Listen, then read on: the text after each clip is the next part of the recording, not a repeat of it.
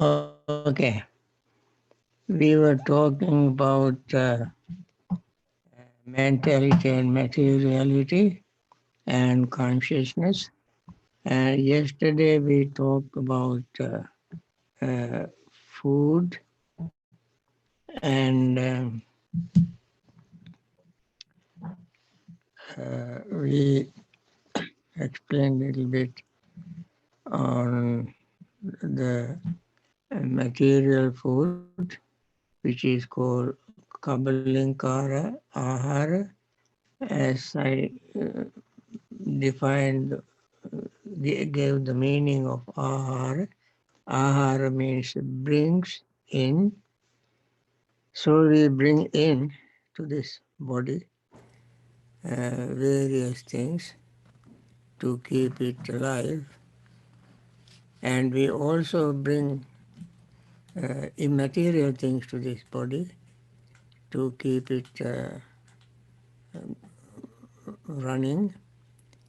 That is what you call mentality. So material food we already mentioned. Then there are three other types of food which also we mention by name.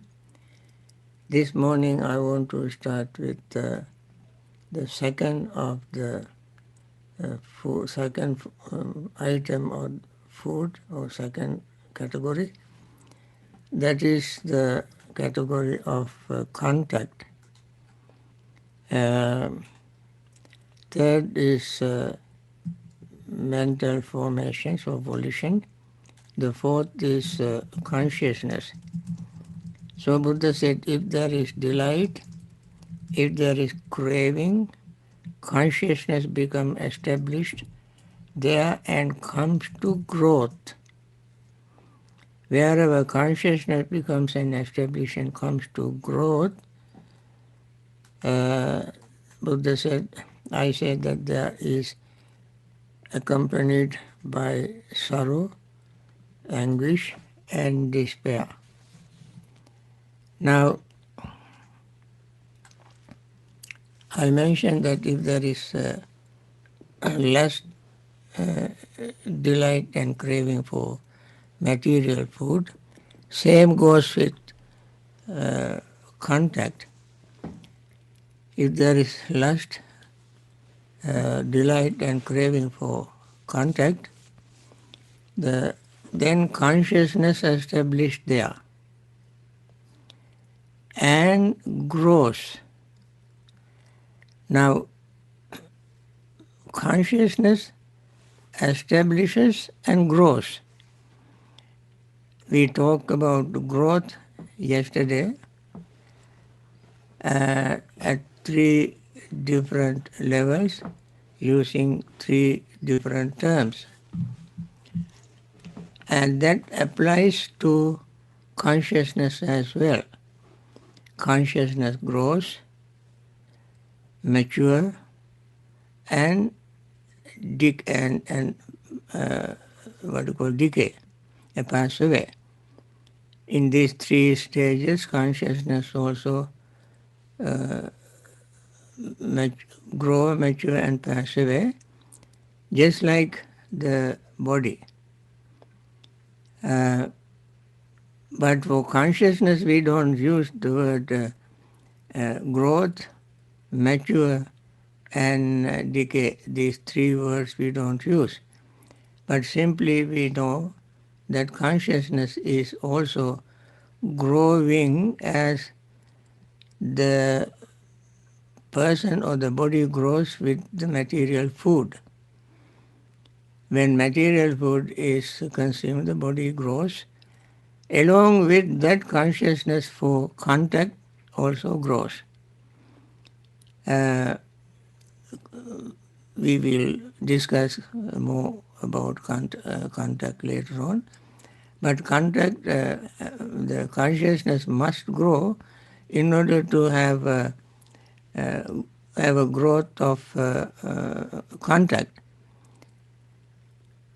Various types of, that Buddha said, desire and delight.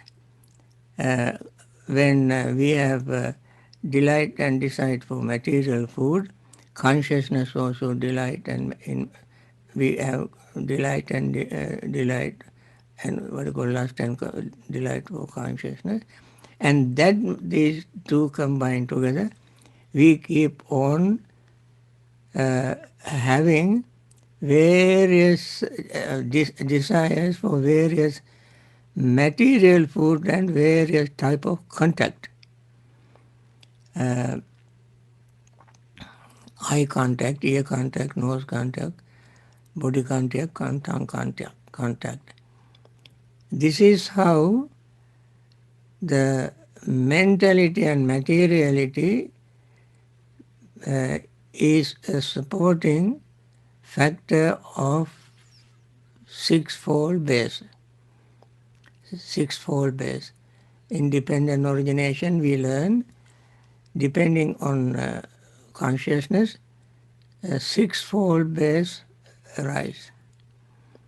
Now, sixfold base arise depending on consciousness, because consciousness grows, multiplies with the material food, and then since there is the lust and delight,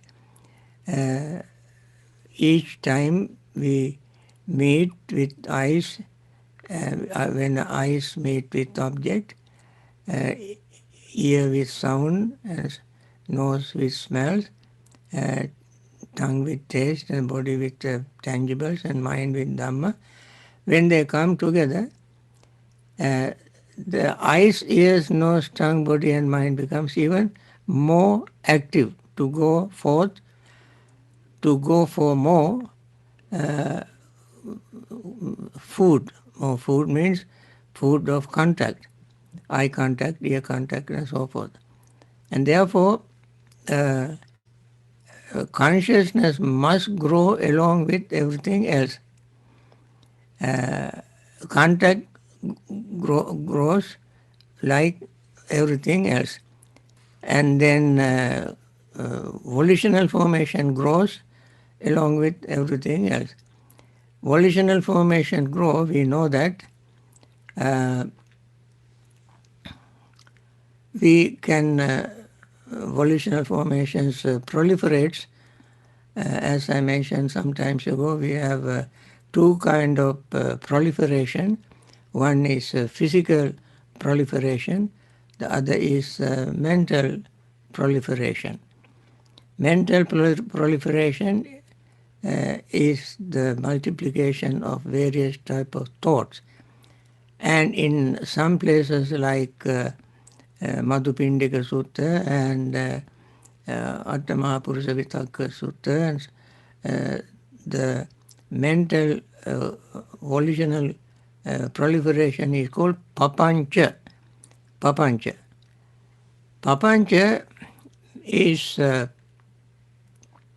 term used for a state of mind that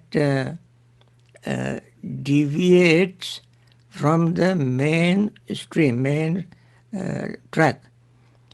Our direct main track is the attainment of liberation, liberating ourselves from suffering. Mental proliferation or papanchas takes us away from this path and delay our liberation. So therefore it is called pancha. Papancha, in other words, is delaying our attainment of liberation. I think I mentioned some times ago when I was explaining this, suppose you have a headache, you have a child, you send the child to the nearest drugstore to get some medicine, maybe aspirin or Tylenol or something. And this child, instead of going to the drugstore directly, would, when he goes, he would see a butterfly. He would he likes the butterfly, so he would see how butterfly flies and move goes with the butterfly. Then after some time, he would see a kitten. Then he would play with the kitten. And after some time, he would see a puppy. He would play with the puppy. Then he would see a little water stream. He get into the water and start playing with fish and trying to play with water. And then he sees very beautiful flowers on the way. And he want to the flowers and enjoy the fragrance of the flower, touch it, the texture, so soft and gentle. Then he see bees coming to get nectar from the flower. He would enjoy that. And then would see, after some distance, he would see hummingbird flying and coming to suck some honey. And this child will spend lot of time with all these things and would forget his main message, main job. Main job is to get the medicine for his mother. But mother is here in pain, and this child doesn't take it very seriously. Just like that, when we have the urgency for attaining liberation, instead of doing that, we would get involved in various countless other things and keep delaying our attainment. This kind of thinking, this kind of activities are caused by our mind, and therefore these mental activities, these volitions are called proliferation due to tanha, mana, ditthi, craving, conceit and views. We get involved and tangle and entangle in that. So friends, now let us begin our meditation. I will continue this talk after the first meditation. Okay, let us begin Metta practice. May all beings be happy and secure. May all beings have happy minds. Whatever living beings there may be, without exception, weak or strong, long, large, medium, short, subtle or gross, visible or invisible, living near or far, born or coming to birth, may all beings have happy minds. Let no one deceive another, nor despise anyone anywhere, neither from anger nor ill will should anyone wish harm to another. As a mother would risk her own life to protect her only child, even so towards all living beings one should cultivate a boundless heart. One should cultivate for all the world a heart of boundless loving friendliness, above, below and all around, unobstructed, without hate or resentment, whether standing or walking, sitting, lying down or whenever awake. One should develop this mindfulness. This is called divinely dwelling here, not falling into erroneous views, but virtuous and endowed with vision, removing desires for sensual pleasures. One comes never again to birth in the womb. This is our very earnest, sincere wish for all those who are suffering from this disease, this virus, and we want all of them to be free from their pain and suffering. And also we want to wish those who are in pain, suffering for losing their loved ones. Unfortunately, they also became victims of this virus, and their relatives are still in painful state. May they all find solace and comfort in this metta practice and share their merits with their loved ones, departed ones. And also there are many people who are trying to help the world own way, individually, collectively, as organizations, governments, countries, and may they all find solutions. May they all find peace and happiness and try to curb and reduce this disease, virus. And also those who make decisions for the whole world in many ways find courage, determination and understanding and make right decision with compassion and wisdom so that the world will enjoy peace and happiness and free from this disease and live long in very good health. With these friends, we continue our practice and then we start with our mindfulness practice. As I mentioned, the same thing repeatedly every day because this is the core or heart of our meditation. So I have to repeat it again and again, and this is what we practice. Pay total attention to your breath, which represents universal truth of rising and falling, and also it brings oxygen for all of us to live. And for these two reasons, we use the breath as an object of our meditation, main object of our meditation, vipassana meditation. So while breathing in, pay total attention to inhaling and notice the breath touching the rims of your nostrils and notice the chest area expanding and expanding abdominal area. As you breathe out, you notice the contraction of abdomen, contraction of chest area, and leaving the breath through the nostrils. And then you notice there is a brief pause between inhaling and exhaling. You can notice it only when the mind is totally clear and clean, even gain better concentration.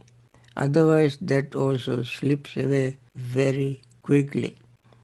And then we all feel the breath as we breathe in, we feel the breath, we become aware of perception, thoughts, and consciousness. They all arise together with inhaling breath and they all pass away together with exhaling breath. What we felt when we are breathing in is no longer when we breathe out. Different feeling, different perception, different thought and different state of consciousness. And then when we see all these things very clearly, our body becomes calm and relaxed and peaceful. The breath becomes calm, relaxed and peaceful. Mind becomes calm, relaxed and peaceful.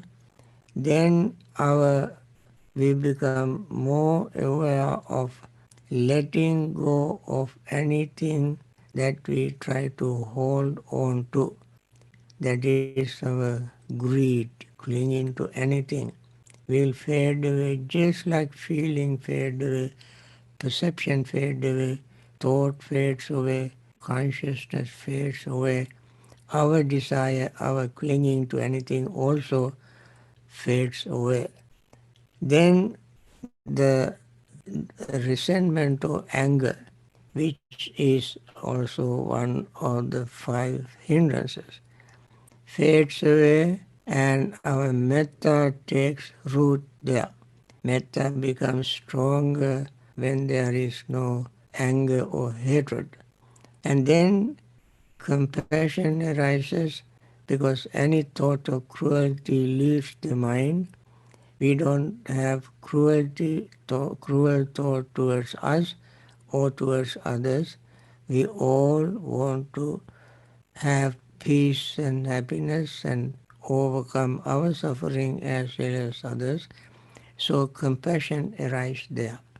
When these three happen, letting go, metta and compassion, then arise a moment of joy by seeing these very positive results. And then happiness arises. After happiness, we experience a great deal of concentration. All this happens without using any word or concept or theory. All these are what we really experience as we pay attention to one single thing, that is our breath. Although it begins very simple way, we begin to see very complex operation, mental and physical, taking place during this practice. And when we keep doing that, our mind becomes more focused, concentration stronger, and then we can reflect back to see how quickly form, feeling, perceptions and thought and consciousness fade away. And with this, let us continue our practice.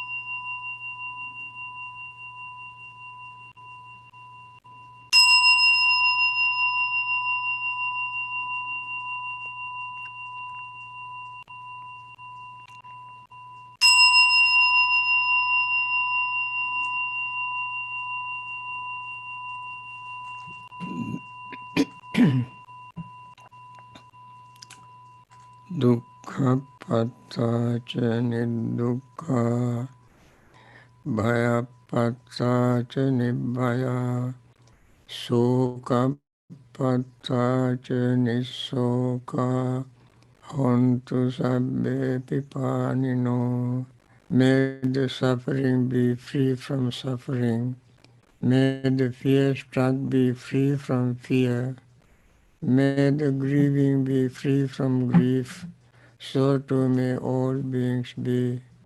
Once again, friends, this is our earnest wish that we make every day for those who are suffering from this virus, and wish them to be free from that, and pain and suffering inflicted upon those who are related to them, and those who are suffering from their loved ones' loss. And we want all of them to be free from that suffering and return to their normal, regular life. Now, let me continue this talk on our subject. I mentioned when there is lust, delight, and craving for these four kinds of foods, consciousness establishes and grows. And at the same time, consciousness is one of the four foods. And when consciousness is there, all this will grow, contact, feeling, perception, and so on will grow. Now, and established. Now, suppose someone does not have lust, delight, and craving for any of these four food, consciousness does not grow. And then the future, birth, decay, death, sorrow, lamentation, pain, grief, and despair will not occur, will not arise. Now, this situation is the situation of a state of mind of an enlightened person. That person does not have lust, delight, craving for any of these states, mental and material food, and therefore consciousness does not grow, and so consequently they will not have birth, decay, death, sorrow, lamentation, pain, grief, and despair in future. This is a very special attainment with knowledge, this special state of mind, because that person, once these are all gone from the mind, knows that that person will not have any future birth. Now, before one dies, while the person is alive, in this very life, the person can know for sure that the birth has come to an end. Uh, repetition of suffering is exhausted, has come to an end. And this is a very special awareness, knowledge, understanding that the one who attains that state of level will have. And it has been proven in several places. We know, for instance, when the uh, when we become aware of rising and falling happening very quickly and without leaving any uh, moment for stagnation to stay. As they appear, they disappear very quickly. And one such example we see is in the discourse called Bahya Sutta, Bahya Daruchirya. This very famous story, and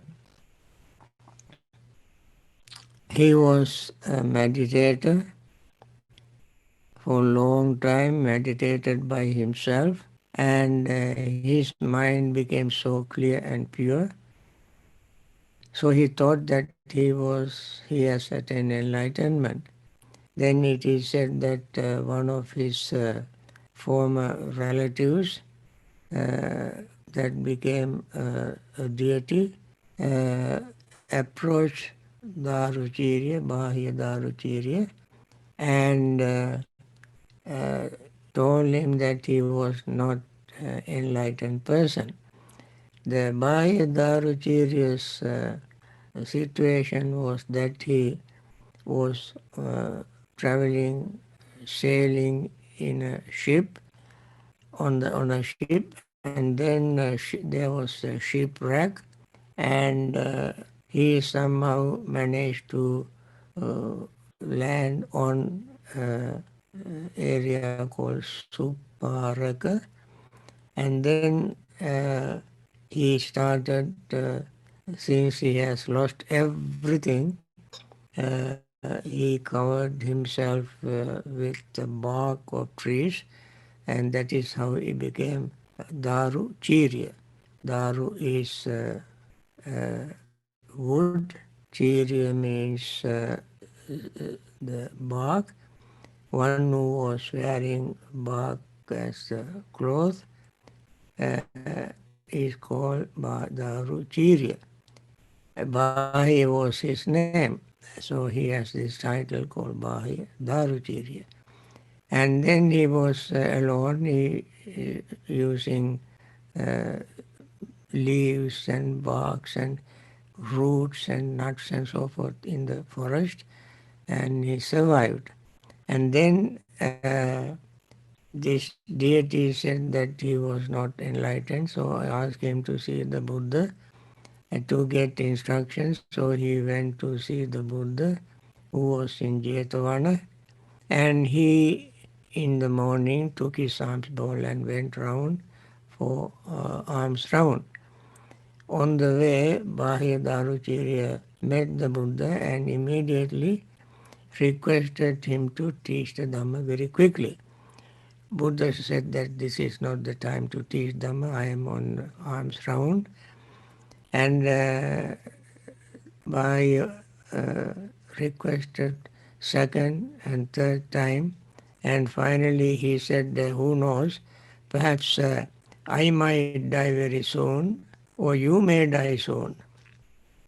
Therefore, please, before my death, I want to learn the Dhamma. So the Buddha then saw what he was saying was true.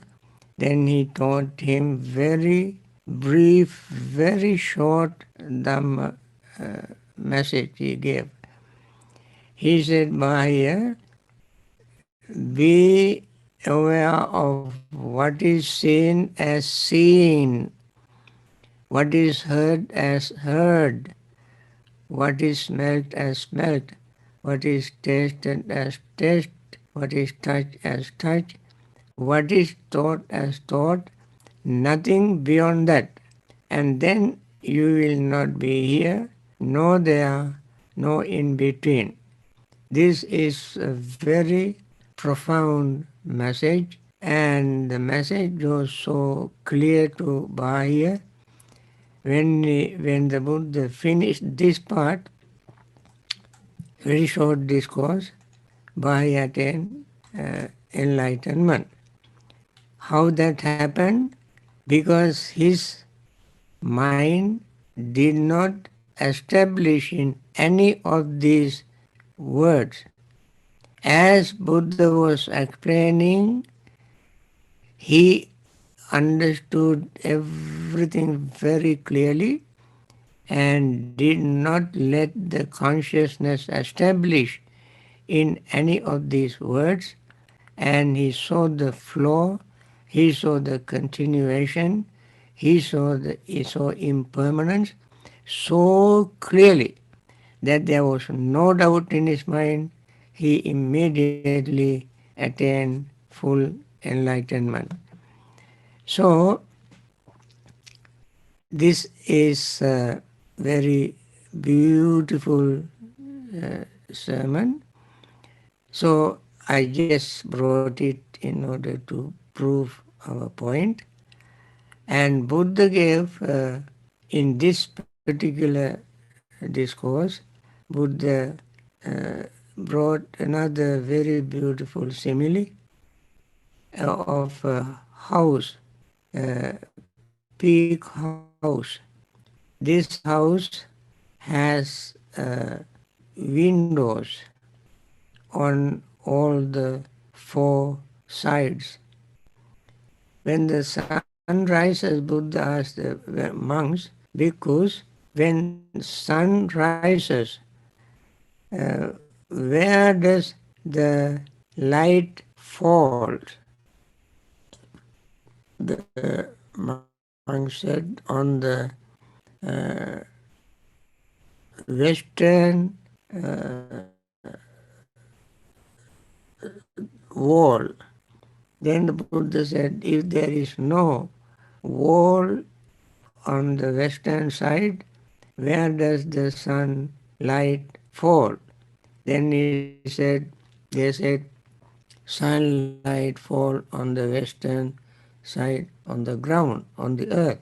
When there is no earth, where does the sun sunlight fall? They said, when there's no wall, no earth, sunlight will fall on the ocean. Suppose there is no ocean, where does the sunlight fall? Then the monk said, Venerable Sir, there is no object for the sunlight to shine, and therefore there will not be a place for to see the light if there is no object. Similarly, Buddha said, because if the consciousness does not establish in the mentality and materiality, growth, becoming, growth, birth, delay, death, and so on will not arise. And since the consciousness established somewhere, it it appears and it grows. So then sorrow, lamentation, pain, grief, and despair would not arise.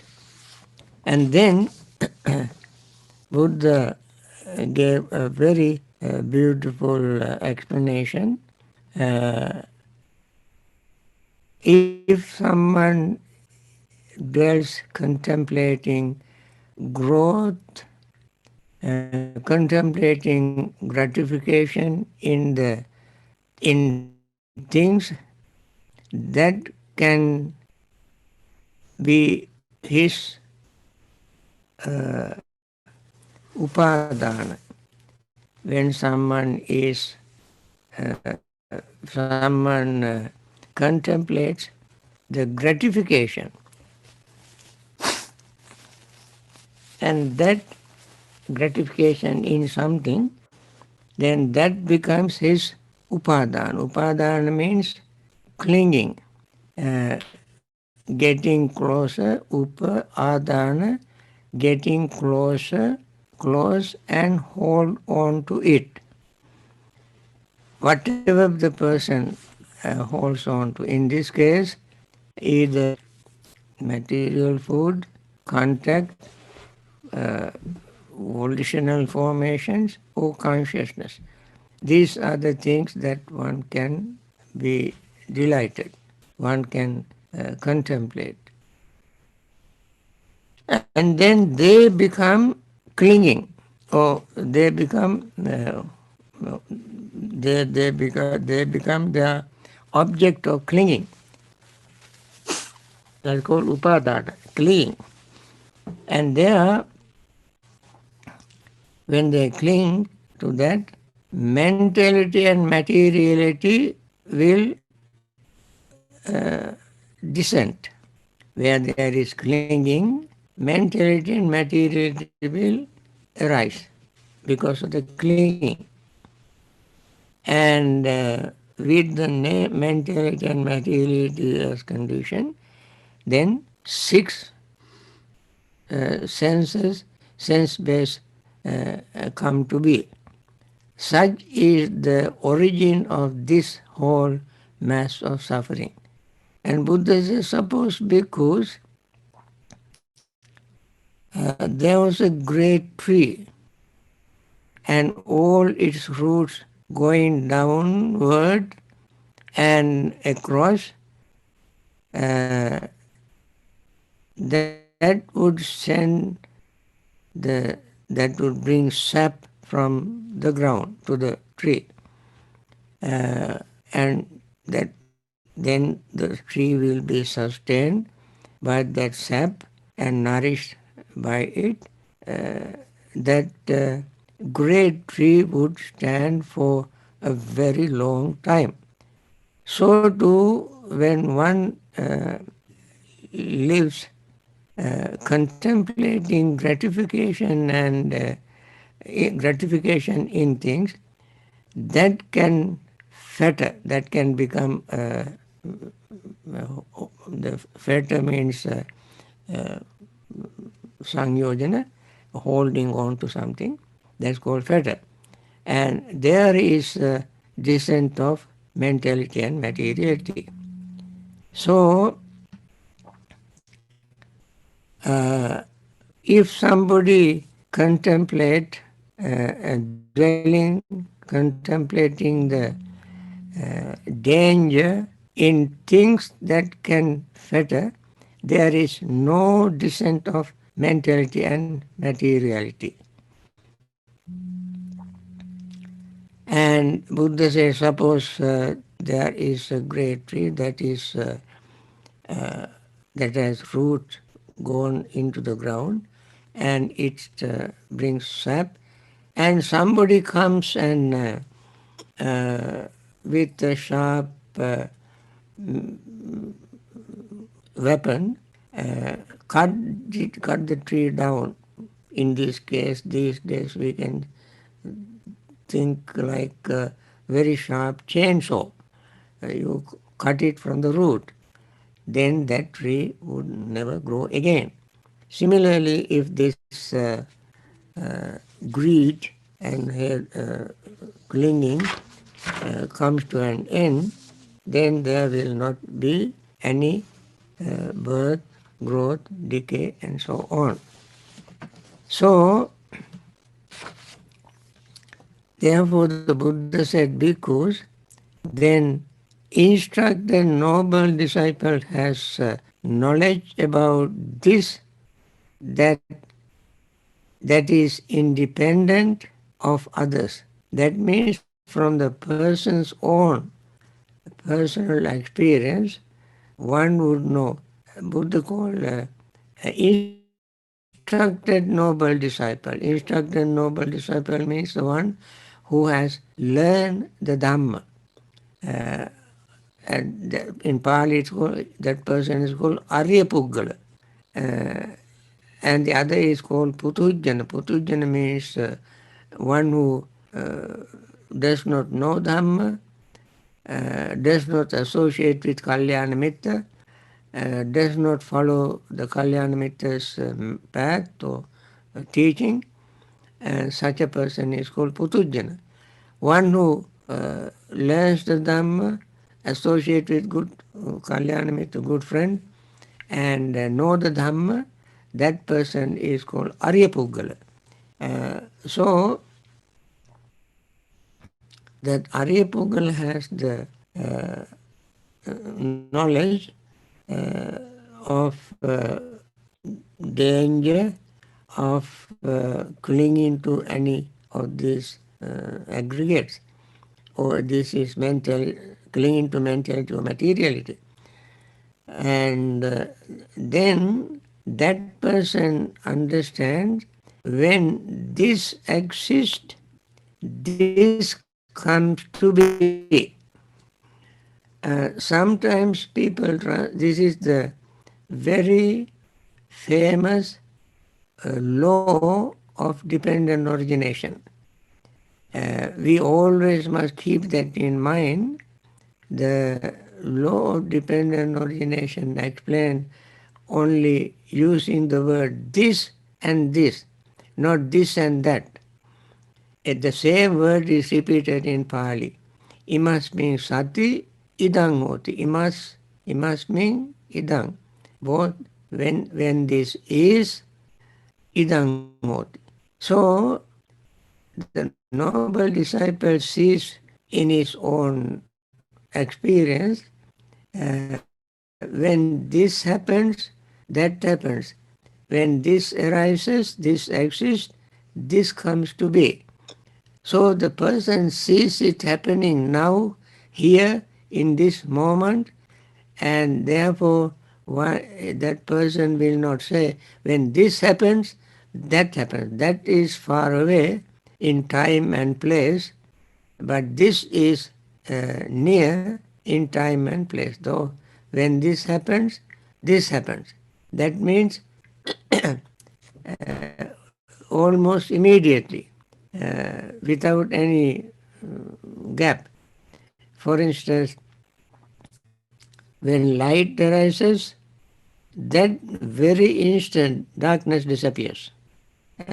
So, similarly, when greed arises, pain arises. So, when this is, this is. When greed disappears, pain disappears. So this is the law of dependent origination. So the person who sees things happening to himself or herself, within oneself, with the clear awareness, then the person can see, is not going to tell others, but person can see when this happens, this happens.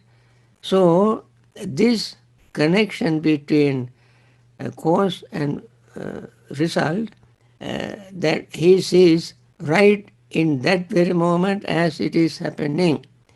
And this is what we repeated this earlier. I want to repeat once again. This is what is called Yatha Bhuta Jnana Darsana. Yatha Bhuta means seeing as it is. Jnana, Darsana, Jnana means knowledge. Darsana means seeing. Knowledge and vision of things as they really are. That is what it means. So, knowledge and vision arise of the personal experience as the person is experiencing. And that is why we always want to emphasize we don't use words. When we use words, we the mind will not see things as they really are, because the word can get in between the mind and seeing things as they really are, or getting in between as an agent to block our vision or seeing things as they really are. So the dependent origination is a very wonderful tools or method of reality. So, so Buddha said, when somebody learned disciple who knows the Dhamma with personal experience, independent of others, aparapachya, the word Buddha uses aparapachya. For instance, when a stream enterer attains the stream entry, he does not have to ask anybody, have I attained stream entry? Or can I attain stream entry?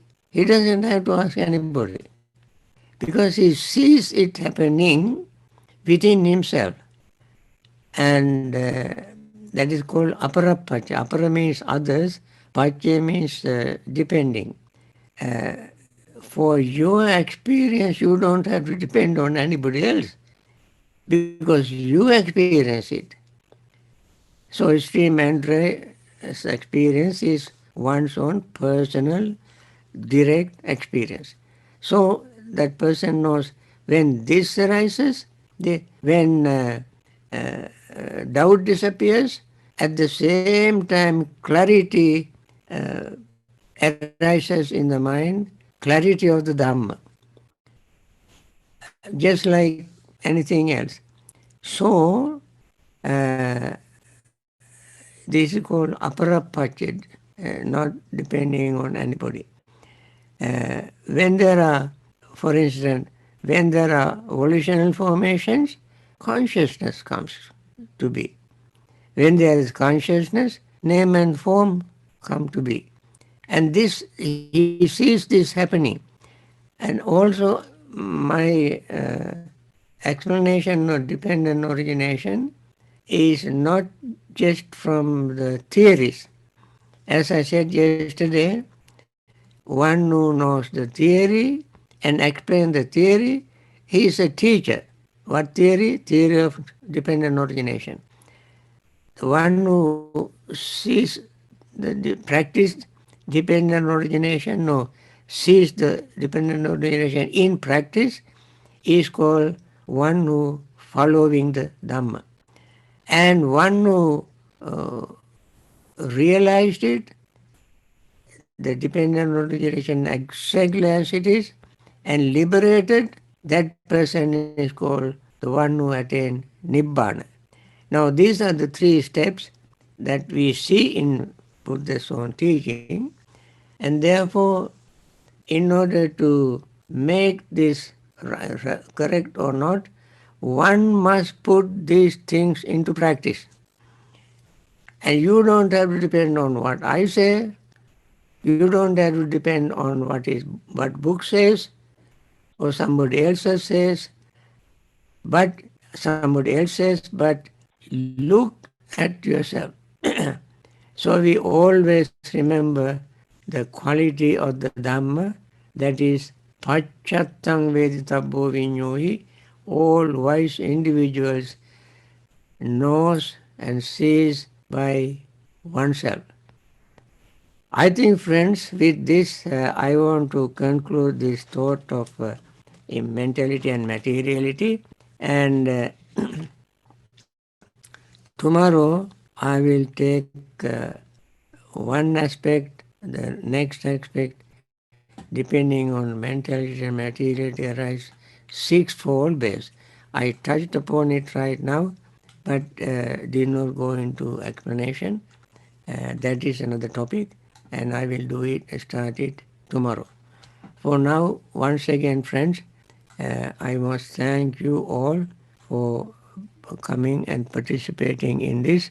And we want to wish all those who are suffering from this virus be free from suffering.